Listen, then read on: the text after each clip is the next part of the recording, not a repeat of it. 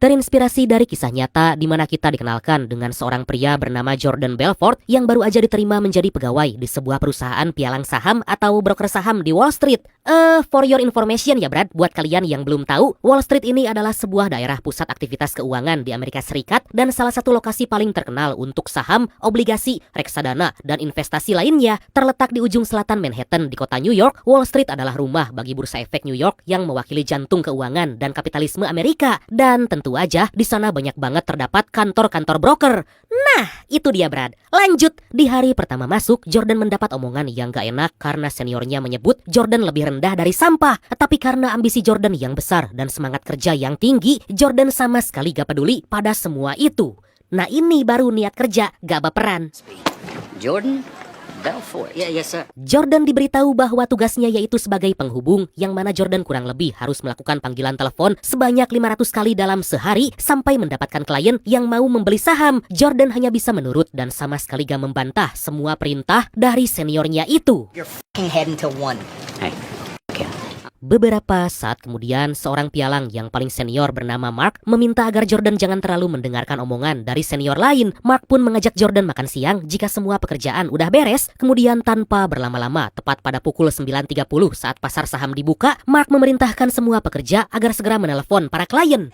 It was like mainlining adrenaline.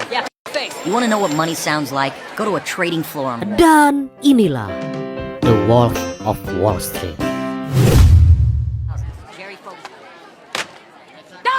Dalam sekejap Mark berhasil mendapatkan klien yang membeli saham sebanyak 2.000 lot.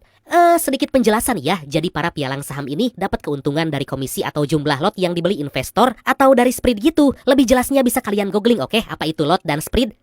Ya, ada juga sih yang nakal lewat saham gorengan.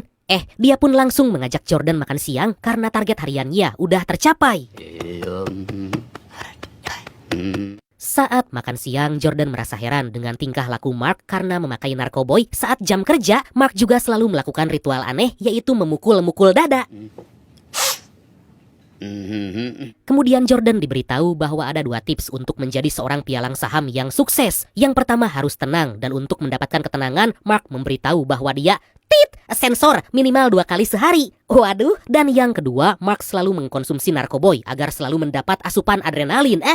Asupan adrenalin. Nah itu. At last, ready to make my fortune. Then, singkat cerita, setelah terus mengikuti saran dari Mark, akhirnya Jordan resmi menjadi pialang saham yang punya lisensi. Tapi karir Jordan ternyata gak berlangsung lama karena pada tanggal 19 Oktober 1987, pasar saham anjlok dan kejadian tersebut dikenal dengan sebutan Black Monday. Jordan merasa putus asa karena gak ada lagi yang akan mempekerjakan seorang pialang saham walaupun punya lisensi. Melihat itu, istri Jordan yang bernama Teresa ini terus menyemangati lalu membantu mencarikan lowongan pekerjaan. Baru aja mencari, Teresa berhasil menemukan lowongan kerja di sebuah perusahaan bernama Investor Center. Tanpa berlama-lama, Jordan kembali bersemangat dan langsung bersiap pergi melamar. Setibanya di sana, Jordan sangat kebingungan karena perusahaan yang membuka lowongan itu ternyata bukan di gedung perkantoran. Jordan langsung masuk untuk memastikan, dan benar aja para pekerjanya pun terlihat sangat gak banget. I'm Dwayne. You're Dwayne? Yeah. Hi, Dwayne. We spoke on the phone. Kemudian Jordan bertanya pada si pimpinan perusahaan karena di kantor itu sama sekali gak ada komputer. Si pimpinan berkata bahwa komputer sama sekali gak penting karena yang ditawarkan ke klien adalah saham gorengan atau saham yang pergerakan harganya direkayasa dan gak mencerminkan fundamental perusahaan yang baik. Can't get listed on Nasdaq, they don't have enough capital. Their shares trade here. Setelah itu Jordan diberitahu bahwa saat ini ada saham perusahaan yang cukup diperbincangkan bernama Aerotyne. Sontak Jordan tertawa karena bisa-bisanya ada orang membeli saham yang harganya hanya 6 sen. Jordan terus mengecek catatan pembukuan di sana dan sangat terkejut karena setiap pekerja akan mendapatkan komisi sebanyak 50% dari tiap klien yang berhasil membeli saham. Tentu Jordan sangat tertarik karena sebelumnya dia hanya mendapatkan komisi 1% dari setiap transaksi. You mailed in my company a postcard a few weeks back requesting information. Jordan segera menghubungi seorang klien dan dengan sangat meyakinkan Jordan terus membujuk agar mau membeli saham. Seketika para pekerja lain terpukau dengan kemampuan Jordan dalam melobi klien. Gak perlu waktu lama, Jordan berhasil membuat si klien itu membeli saham gorengan sebanyak $4.000 dan dengan begitu Jordan mendapatkan komisi sebanyak $2.000 atau sekitar 33 juta rupiah lah. Wah, gede banget kan untuk saat itu? Great. Even better. I was selling garbage to garbage men. Singkat cerita, Jordan terus-terusan mendapat kepercayaan dari klien untuk membeli saham sesuai rekomendasi darinya. Jordan bahkan sampai mendapat keuntungan sebanyak $70.000 atau sekitar 1,2 miliar rupiah hanya dalam beberapa hari aja. Dia pun langsung membeli sebuah mobil Jaguar XKE 3.8 warna kuning. Their money was better off in my pocket. I knew how to spend it better. Suatu hari saat lagi makan siang, Jordan dihampiri oleh seseorang bernama Donnie karena penasaran dengan mobil Jaguar Jordan. Donnie merasa gak asing pada Jordan karena tinggal di gedung apartemen yang sama. Dikarenakan penasaran, Donnie langsung menanyakan apa pekerjaan dan berapa sih penghasilan Jordan, kok bisa-bisanya membeli mobil bagus. Dengan tenang Jordan berkata bahwa dia adalah seorang pialang saham dan menghasilkan 1,2 miliar rupiah dalam sebulan. Tentu Donnie gak langsung percaya, tapi saat ditunjukkan mutasi rekening, Donnie berkata bahwa dia akan resign dari pekerjaannya dan ingin bekerja untuk Jordan. No, yeah, everything's fine. Hey, listen, I quit. Akhirnya Jordan dan Donnie membuat perusahaan pialang saham sendiri agar lebih banyak mendapat keuntungan. Jordan merekrut beberapa orang, diantaranya ada Otter, Chester, Robbie, dan Brad. Orang-orang itu sama sekali gak mengerti tentang dunia saham, tapi Jordan percaya bahwa mereka semua bisa dilatih. Gentlemen, welcome. Demi meyakinkan klien, Jordan memberi nama perusahaannya dengan nama Stratton Oakman. Jordan mengajari mereka semua agar bisa mendapatkan kepercayaan dari klien. Jordan langsung memberi contoh meyakinkan klien dan dalam sekejap, Jordan bisa membuat klien menyerahkan uangnya untuk dibelikan saham. Singkat cerita, perusahaan Jordan berkembang dengan sangat pesat dan telah mempunyai ratusan pekerja. Jordan mengumumkan bahwa keuntungan yang didapat perusahaan pada bulan ini adalah sebanyak $28,7 juta atau sekitar 471 miliar rupiah. Wow!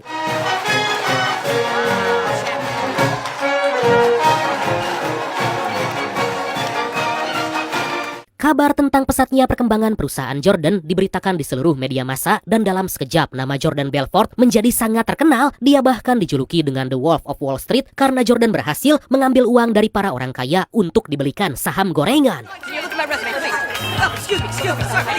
Pada suatu hari, perusahaan Jordan didatangi banyak pelamar karena mereka ingin sukses seperti Jordan. Tentu Jordan merasa bahagia karena impiannya menjadi orang kaya udah tercapai. So we doubled in size, moved to even bigger offices.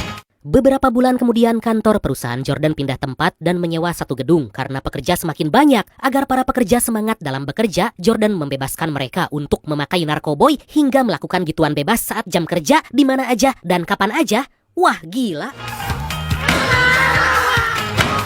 Kebiasaan Jordan yang buruk membuat ayah Jordan yang ditunjuk sebagai manajer keuangan perusahaan sangat marah karena Jordan menghabiskan uang sebanyak $430.000 atau sekitar 7 miliar rupiah hanya dalam satu bulan untuk makan, pesta, dan membayar wanita panggilan. Tetapi Jordan beralasan bahwa itu semua adalah pengeluaran untuk keperluan bisnis.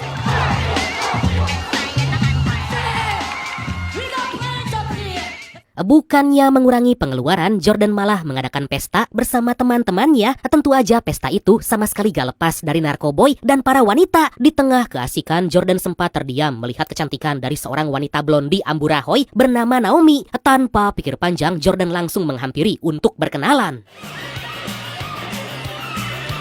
Meskipun di sana ada Teresa, Jordan sama sekali gak peduli karena udah sangat bernafsu ingin menerkam Naomi. Anjir, kok menerkam, ha? Tapi pacar Donnie memberitahu Naomi bahwa saat ini Jordan udah berkeluarga. Why don't you let us stay for a little? Sementara itu Donnie yang dalam pengaruh narkoboy udah sangat gak kuat karena melihat kecantikan Naomi. Donnie sampai-sampai sensor di tengah orang-orang karena udah sangat gak kuat. Aduh, emang agak lain ini film. Sontak pacar Donnie sangat marah dan langsung menghajarnya.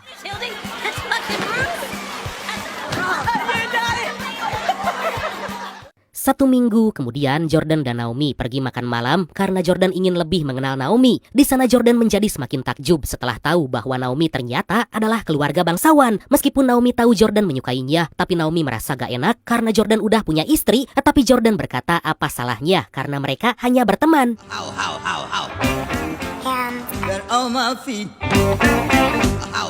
Setelah makan malam, Jordan mengantar Naomi pulang dan saat itu Naomi meminta Jordan agar mampir dulu. Dan tentu aja di sana mereka pun Kini Jordan dan Naomi menjadi semakin dekat dan sangat-sangat nekat. Tapi perselingkuhan mereka ketahuan karena Teresa udah mengetahui. Teresa sangat-sangat marah karena setelah menjadi kaya raya, Jordan menjadi berubah. Feng shui the whole place. She even hired a gay butler. Akhirnya Jordan resmi bercerai dengan Teresa dan memilih tinggal di apartemen Naomi. Jordan gak bisa memberikan cintanya ke lain hati karena Naomi benar-benar wanita yang sangat elegan dan memiliki selera yang tinggi. Pada suatu hari Jordan memanggil pembantu Naomi karena mendapat kabar telah mencuri uang milik Jordan sebanyak $50.000.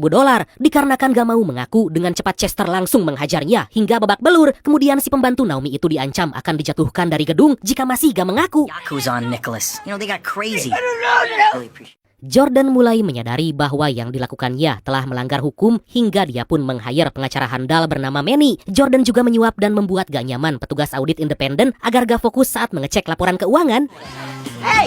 Hey! What are you doing? Hey! 1 minggu kemudian Jordan menikahi Naomi dan memberikan hadiah sebuah kapal pesiar mewah yang bertuliskan nama Naomi. Wah, tentu Naomi sangat terharu dan semakin cinta pada AA Jordan. Gak cuma itu aja, Jordan juga membelikan rumah mewah dengan luas 7 hektar yang berlokasi di sebuah pesisir pantai. Rumah tersebut menjadi salah satu yang paling mahal dengan berbagai fasilitas yang mewah.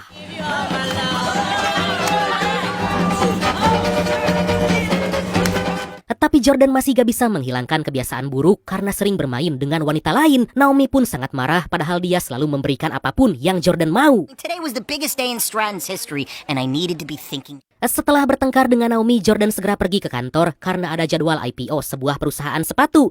Jadi IPO atau Initial Public Offering alias penawaran umum perdana itu adalah upaya pertama sebuah perusahaan untuk menjual sebagian sahamnya kepada publik di pasar modal untuk pertama kalinya, Brad. Melalui IPO, sebuah perusahaan swasta tertutup berubah menjadi perusahaan publik terbuka sehingga sahamnya dapat dibeli dan dimiliki oleh masyarakat umum. Nah, begitu singkatnya, Brad. Di tengah hati yang lagi campur aduk, tiba-tiba Jordan melihat salah satu pegawai menggunakan dasi kupu-kupu lagi membersihkan akuarium. Sontak Doni segera menghampiri pegawai itu karena malah santai padahal akan ada sesuatu yang sangat penting. Tanpa pikir panjang, Doni memintanya keluar dan akhirnya pegawai itu pun dipecat.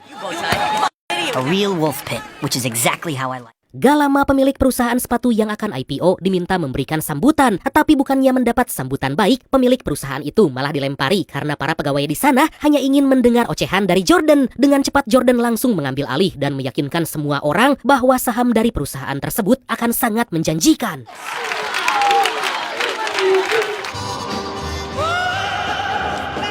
Di sisi lain, seorang agen FBI bernama Denham terus memantau kenaikan saham yang gak wajar. Ya gak wajar lah karena baru beberapa menit saham perusahaan sepatu itu naik hampir 5 kali lipat. Dan atas hal itu, broker saham milik Jordan mendapat keuntungan sebanyak $22 juta.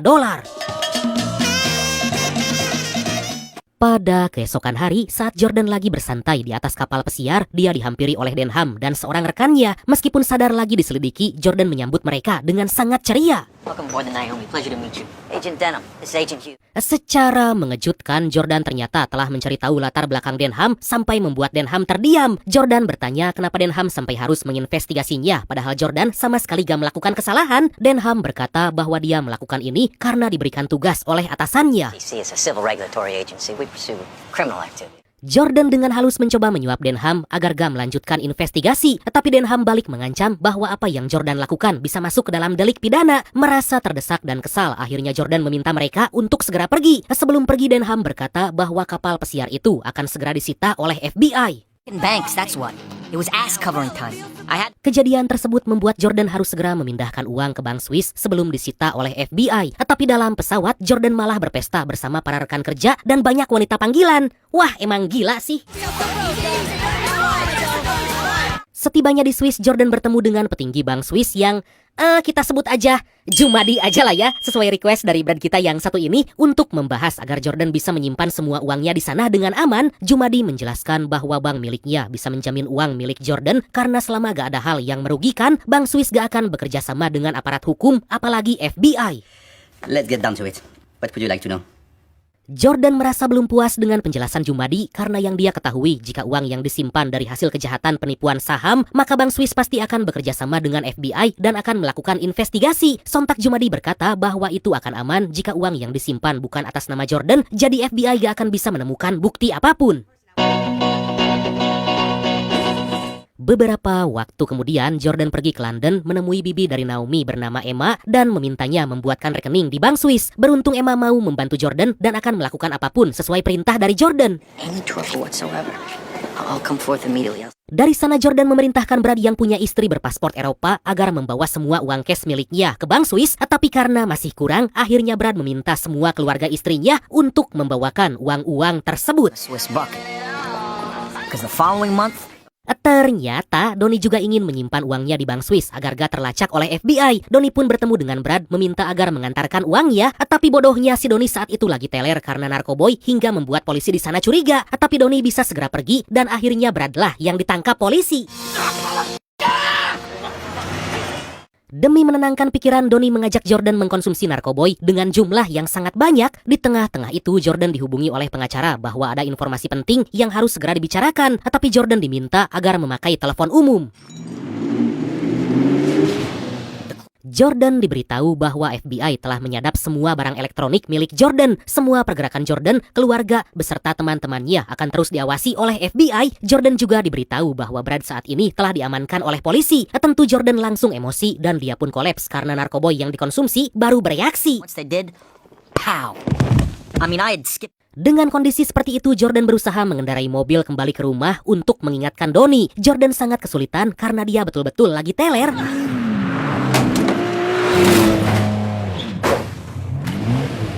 Setelah mulai sadar, Jordan memarahi Donnie karena lagi menelpon dan hal itu bisa diketahui oleh FBI. Tapi karena Donnie juga dalam pengaruh narkoboy, Donnie sama sekali gak memperdulikan omongan Jordan hingga mereka pun malah baku hantam. Mr. Belfort. Akhirnya di pagi hari, Jordan didatangi oleh polisi yang langsung menangkapnya karena semalam Jordan hampir membahayakan nyawa orang lain. Jordan sangat kaget karena mobil sport miliknya ternyata udah hancur. Melihat itu Jordan sampai gak percaya bahwa dia masih bisa selamat. The result, I was scot-free. Tapi Jordan ternyata hanya menjadi tahanan rumah karena pengacaranya telah menyuap polisi. Gak lupa dia juga meminta pengacaranya agar bisa mengeluarkan Brad. Beberapa waktu kemudian Jordan mengadakan pesta besar sambil menyambut Brad yang telah keluar dari penjara. Untuk mengganti waktu Brad selama di penjara, Jordan telah menyiapkan banyak uang dan juga banyak wanita penghibur untuk memuaskan Brad. Aduh, emang sarang setan. 1 minggu kemudian saat Jordan akan berlibur bersama keluarga, dia diberitahu bahwa Bibi Emma baru aja meninggal. Tentu Jordan sangat bingung karena semua uang yang disimpan di bank Swiss menggunakan nama Bibi Emma. We're absolutely devastated. Thank you so much for your condolences. Jordan segera menghubungi Jumadi terkait masalah tersebut. Beruntung Jumadi memberitahu bahwa sebelum meninggal, Emma telah menulis surat wasiat terkait pemindahan kepemilikan uang kepada Jordan. Atas hal itu, Jordan harus segera berangkat ke Swiss untuk menandatangani surat wasiat pemindahan kepemilikan dan jika terlambat, maka semua harta miliknya yang disimpan di bank Swiss akan hangus. Yes, babe, we're going to Monaco, so then we can go to Switzerland. Jordan sempat cekcok dengan Naomi yang kecewa karena Jordan lebih mementingkan bisnis, tetapi Jordan terus membujuk Naomi bahwa semua uang itu jauh lebih penting, apalagi Bibi Emma juga udah meninggal. Akhirnya Naomi pun mengerti dan mereka segera berangkat ke Swiss menggunakan kapal pesiar.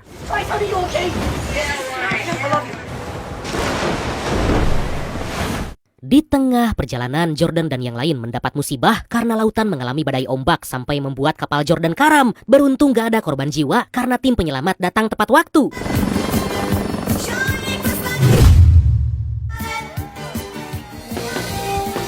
Setelah berhasil selamat dan semua uang berhasil diamankan, Jordan kembali ke Amerika membuat video layanan iklan di mana Jordan membuat video motivasi untuk masyarakat.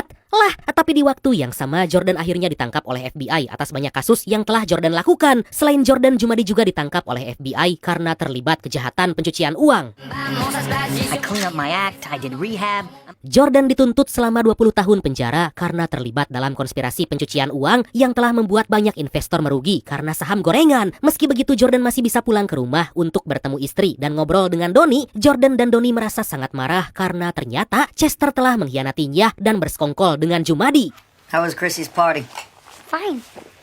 Secara mengejutkan, Neneng Naomi meminta bercerai dan tentu Jordan sangat-sangat kesal padahal dia udah memberikan apapun dan semuanya untuk Naomi. I got a feeling you're gonna need it. Kemudian Jordan kembali mengkonsumsi narkoboy karena udah sangat kesal pada Naomi. Jordan juga langsung membawa anaknya dan pergi dalam keadaan mabuk. Dalam kondisi itu, Jordan sama sekali udah gak peduli pada Naomi dan langsung tancap gas. Tapi tiba-tiba Pada keesokan hari, Jordan dipanggil oleh FBI yang mana Denham bersama Jordan membuat kesepakatan demi membongkar siapa aja yang terlibat dalam kasus pencucian uang dan saham gorengan. Jordan pun menyebutkan semua orang yang terlibat kecuali Donnie karena udah dianggap sebagai saudara sendiri. Akibat hal itu, Jordan pun mendapat keringanan hukuman dan mendapatkan vonis hanya 36 bulan penjara.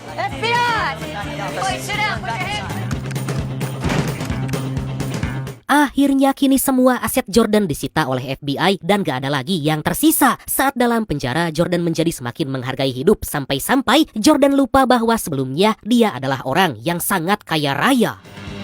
I'd forgotten I was rich. 3 tahun kemudian Jordan bebas dari penjara lalu memulai kembali hidup menjadi sales trainer. Karena keahliannya melobi orang, Jordan mengajari semua orang agar bisa membuat sesuatu yang gak berharga menjadi jauh lebih berharga dan bisa diyakini oleh orang lain. Dan akhirnya film yang terinspirasi dari kisah nyata ini pun